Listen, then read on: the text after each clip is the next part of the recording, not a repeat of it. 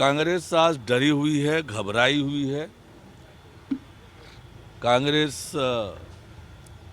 दिशाहीन और अनिर्णय की स्थिति में है।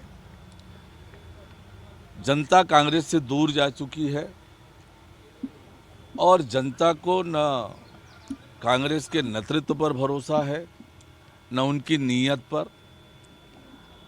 कांग्रेस की नीति बनी है धोखा देने की और भ्रष्टाचार करने की। आज जिस प्रकार से 5 सालों में छत्तीसगढ़ में जनता की दुर्दशा की कांग्रेस ने, और इसलिए कांग्रेस को प्रत्याशी नहीं मिल रहे हैं, कांग्रेस की टिकट पर कोई लड़ने को तैयार नहीं है। कांग्रेस हार मान चुकी है और छत्तीसगढ़ की जनता ने तय कर रखा है नरेंद्र मोदी जी को आशीर्वाद देने का। 11 की 11 लोकसभा सीटें भारतीय जनता पार्टी की झोली में डालने की। देखिए, कल तक छत्तीसगढ़ की जनता ने ये साबित किया, भूपेश है तो भरोसा है, ये छलावा है। भूपेश बघेल की सरकार ने 5 सालों में छत्तीसगढ़ की जो दुर्दशा की, छत्तीसगढ़ को दोनों हाथों से लूटा, छत्तीसगढ़ को अपराध का गढ़ बनाया और छत्तीसगढ़ की जनता से कोई सरोकार नहीं रखा। 5 साल तक धोखा दिया और लूटा। आज वही बातें निकलकर बाहर आ रही है। आज कांग्रेस के लोग भी ये कह रहे हैं कि भरोसा नहीं, वो छलावा था। देखिए, भारतीय जनता पार्टी हर चुनाव को गंभीरता से लेती है और हमारी जो ताकत है, क्षमता है, उसका पूरा उपयोग हम चुनाव में करते हैं। हमारे प्रदेश के मुख्यमंत्री जी पूरे प्रदेश के सभी 90 विधानसभाओं में जाएंगे, सभी 11 लोकसभा में जाएंगे और अब प्रदेश के हमारे बाकी नेतागण भी लगातार प्रवास कर रहे हैं, कार्यकर्ताओं के बीच जा रहे हैं, जनता के बीच जा रहे हैं। और जहां तक बस्तर और राजनांदगांव में चुनौती की बात कर रहे हैं, वहां कोई चुनौती नहीं है। बस्तर के जो सांसद हैं, कांग्रेस पार्टी के प्रदेश अध्यक्ष हैं, हमारे मंडल अध्यक्ष ने विधानसभा चुनाव में उनको हराया। मध्य प्रदेश छत्तीसगढ़ कांग्रेस कमेटी के प्रदेश अध्यक्ष और सांसद को हमारे मंडल अध्यक्ष ने विधानसभा चुनाव में हराया। और इसलिए जब विधानसभा चुनाव में उन्हें पटकनी मिली है तो बस्तर भी जीतेंगे। और राजनांदगांव का जैसे आपने बताया, तो राजनांदगांव में कितना विरोध हो रहा है भूपेश बघेल की उम्मीदवारी का। जनता भी विरोध कर रही है, कांग्रेस जन भी विरोध कर रहे हैं। राजनांदगांव में भी कमल खिलेगा। हमारे प्रत्याशी संतोष पांडे जी भारी बहुमत से जीतेंगे। भैया, ये कांग्रेस के प्रत्याशी हैं, पूरा विपक्ष उनके साथ खड़ा है, कहता नजर आ रहा है कि लोकतंत्र की हत्या हो रही है, संवैधानिक संस्थाओं को दुरुपयोग किया जा रहा है। भूपेश बघेल कह रहे हैं कि जो भाजपा में शामिल नहीं होगा वो जेल जाएगा। शुरू से जिस दिन से इंडी गठबंधन बना, तब से पूरा ये देश मानता था कि ये भ्रष्टाचारियों का एकत्रीकरण हुआ है।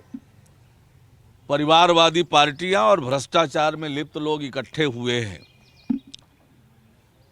आम आदमी पार्टी का देखा हमने कि कैसे उप मुख्यमंत्री जेल में है, सांसद जेल में है, और ये लगातार भ्रष्टाचार में आम आदमी के पार्टी के लोग लिप्त रहे हैं और जेल में हैं। उनकी जमानत नहीं हो रही है। ईमानदारी के ठेकेदार बनते थे और अब गिरफ्तारी हुई है। एजेंसियां साक्ष्य के आधार पर काम कर रही हैं और जो जैसा करेगा वैसा भरेगा, ये दिख रहा है। देखिए, ये सोच का अंतर है। कांग्रेस का चरित्र हमेशा से उजागर हुआ है। भगवान राम के मंदिर के प्राण प्रतिष्ठा समारोह का जिन्होंने निमंत्रण ठुकराया, इससे बड़े राम विरोधी हो नहीं सकते। और इसलिए ये तो यही बोलने वाले हैं, पर इसकी सबक ये छत्तीसगढ़ की जनता सिखाएगी।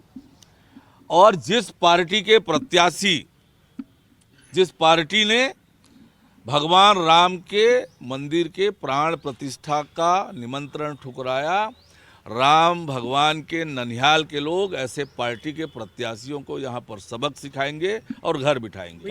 कांग्रेस ने निर्वाचन विकास उपाध्याय वो भाजपा को रावण कह रहे हैं और बोल रहे हैं कि अहंकार में डूबी हुई है बीजेपी पूरी तरह से। देखिए, अभी अभी विकास उपाध्याय को रायपुर पश्चिम की जनता ने नकारा है, तब भी वो बड़ी बड़ी बात कह रहे थे। जनता ने करारा जवाब दिया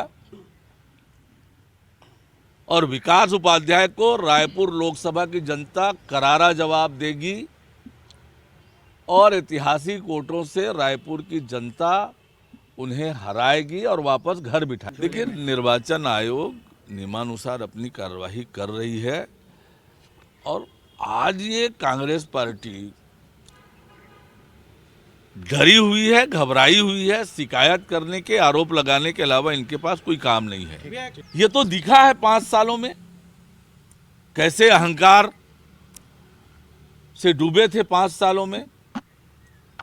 तो अहंकारी तो वो खुद हैं, उनका चरित्र वैसा ही है जैसा वो बोल रहे हैं। ये कांग्रेस ने निर्वाचन 5 सालों में यही किया है इन लोगों ने।